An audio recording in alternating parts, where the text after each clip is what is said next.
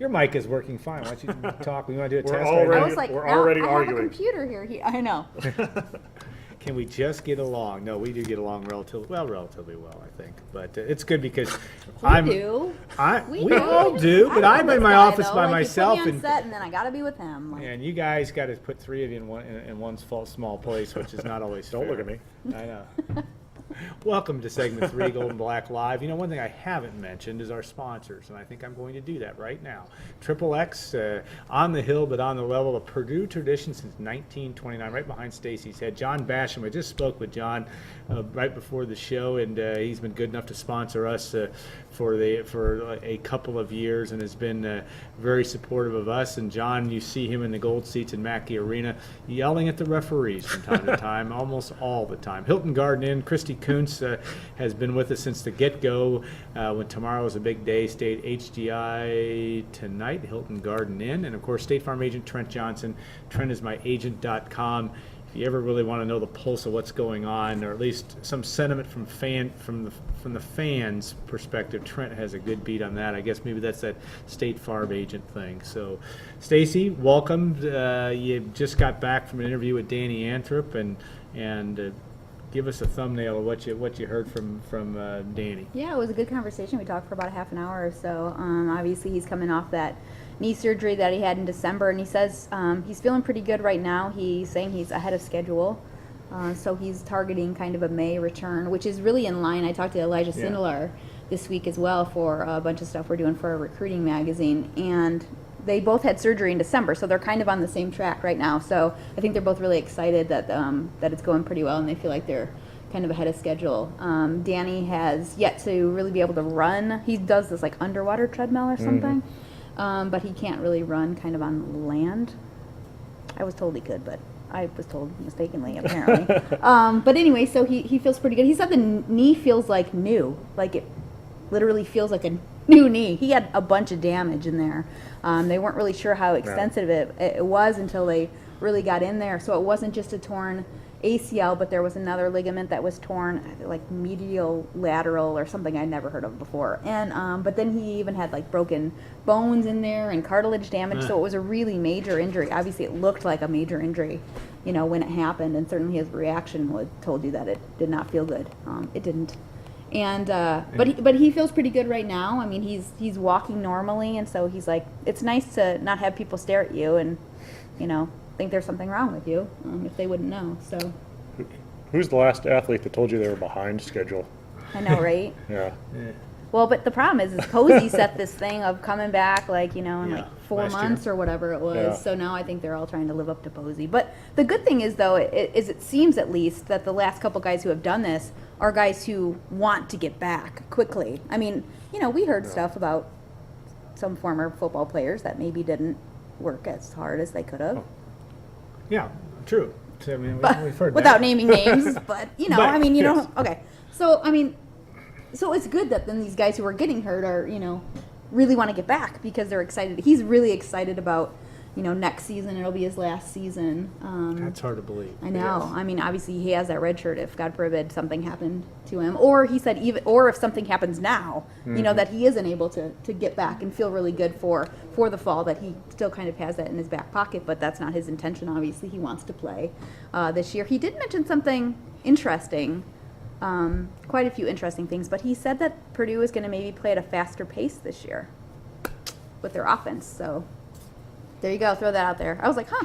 We didn't really talk about it in depth because he kind of just mentioned it as we were talking. But hopefully going to talk to Daryl Hazel next week for some stuff, and that'll be definitely something that I will ask. Yeah, he definitely played at a very fast pace himself. I mean, Yeah. he was obviously, you know, and I know this is maybe a little bit overstated, but he's a guy that was playing an all Big Ten level. Whether he would have made, you know, I think he would have made one of the 3 teams had he continued to do what he was doing. And then you always think about this, and you wouldn't have guessed this a couple of years ago, but there's a chance there are guys his size and his speed level that play at the next level. We saw one in the Super Bowl for New England that did an unbelievable job as well. So I mean, there's guys that I know that's putting the cart way ahead of the horse, but you have to think about those kind of things if you're Danny Anthrop, of just how much impact he can have this year. You would think. Yeah, and we kind of talked about his progression, and his development since he's been here. He came in as kind of, I don't want to overstate it and be like, "Oh shucks, I'm happy to be here," kind of a thing. But Yeah. local kid. That and- was how the people perceived it. Right. yes. I mean, that really wasn't kind of fair. just eager and excited for the opportunity, and really has developed into that playmaking receiver that Purdue needed last year. Yeah. So I think that he just, he talked about he just really wants to build on that now.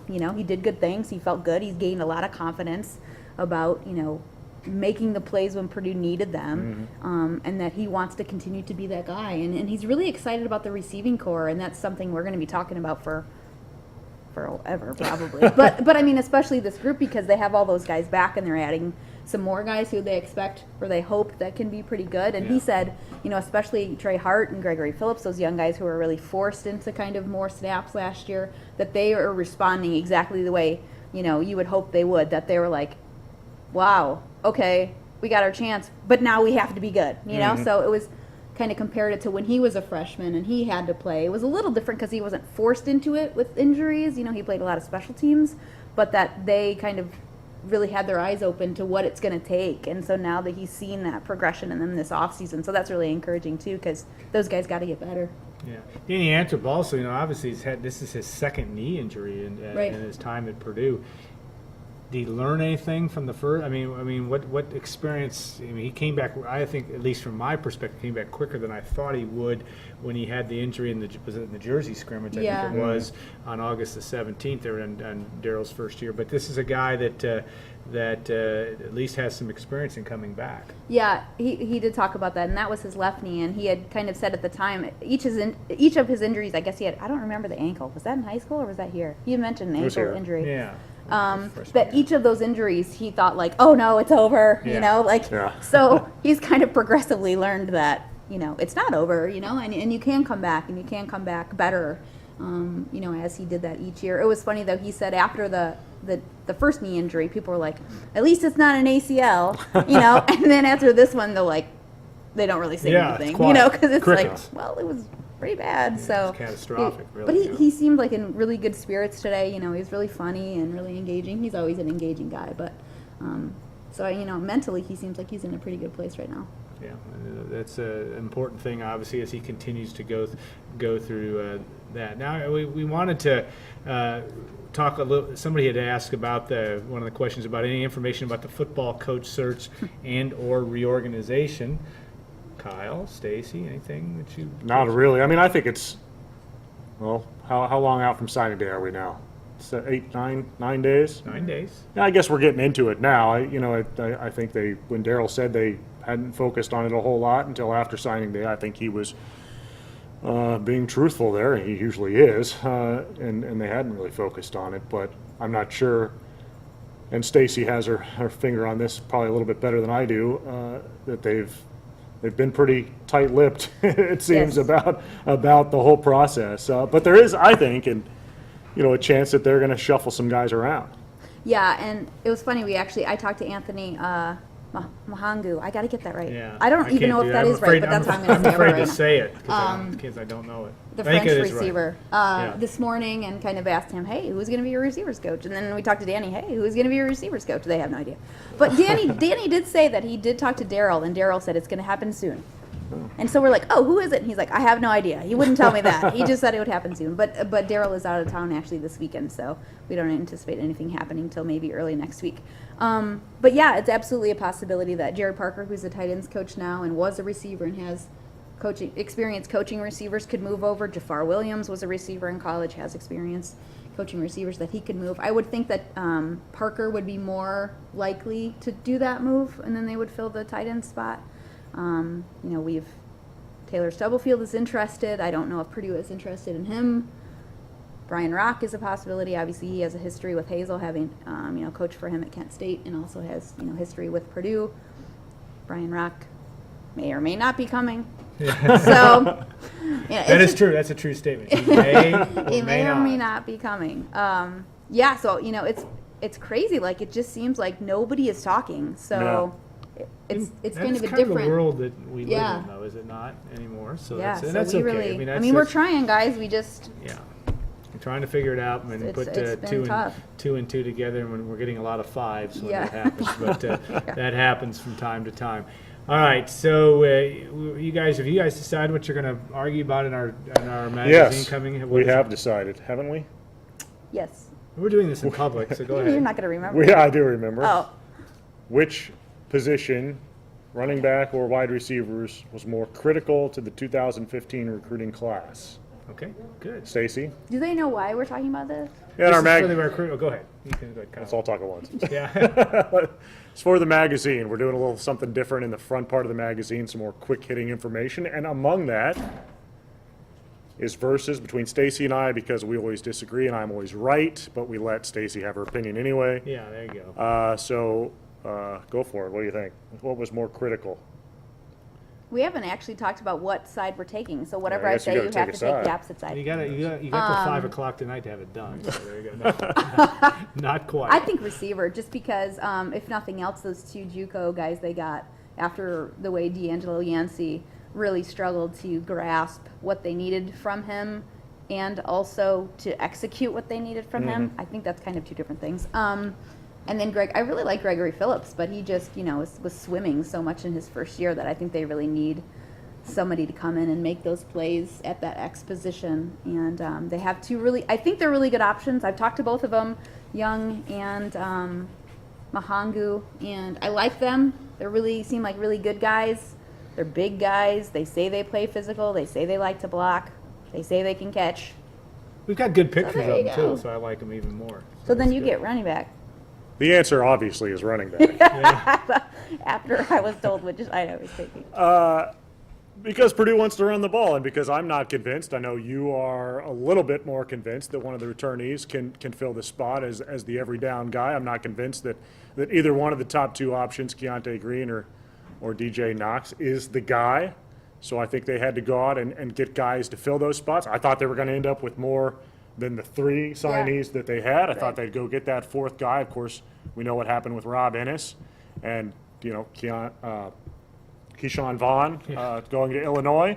But I thought that was a position. It was pretty obvious as a position they wanted to put some more options in there for. And, I'm interested to see Markel Jones here in the spring to see whether, he has he's well-rounded enough as a true freshman to be able to step in and fill that position. And we honestly could have picked tight end. We could have picked safety or, defensive backfield kind of a thing. But hard to go everybody with- loves offense. And plus we're writing about Markel and we're writing about the receiver. So there you go. Yeah, Markel Jones, very impressive guy that, again, we'll see if it's a lot to expect to have these guys come in and play and make an impact right away. But that is kind of what Purdue is selling right now still is, this program is still in a position that needs to have some folks step forward if it's not only going to be, I'll use Lonnie's term in terms of being relevant, and that's what this is going to take to be relevant weeks 1 through 12 this year.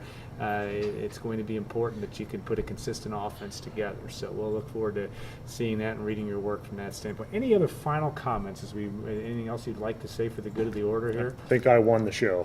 Okay, all right, there you go. I don't know. I feel pretty good about my segment. I had a lot of breaking news. I Yeah. literally just got back from talking to Danny Anthrop, so I That's haven't why we even put written you on anything there. yet, and you guys just heard pretty much all the good stuff. So I think that's pretty good. But Then- what did you say about basketball?